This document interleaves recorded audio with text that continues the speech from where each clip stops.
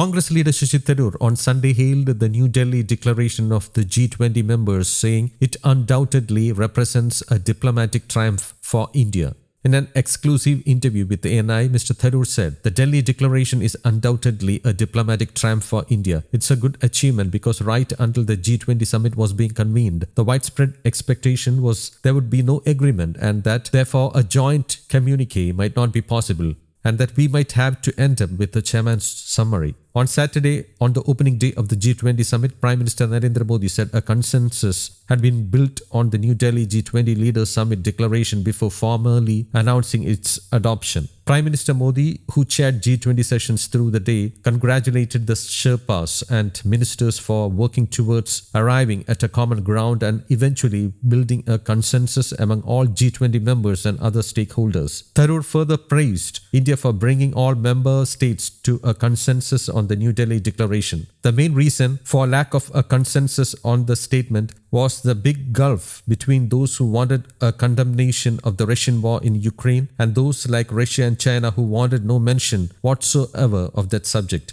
India was able to find a formula to bridge that gap, and that is a significant diplomatic achievement because when there is a summit without a joint communique, it is always seen as a setback for the chairman, Mr. Tharoor added.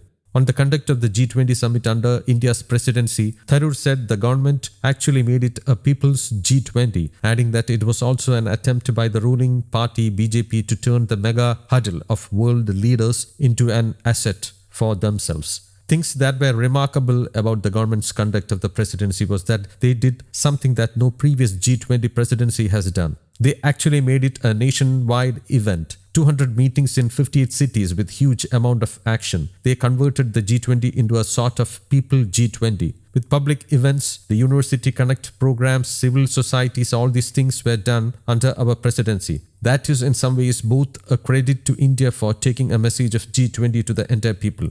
But it was also an attempt by the ruling party to instrumentalize the G20 as something that would turn out to be an asset for them, Mr. Tharoor added. News Desk, Kaumudy Global.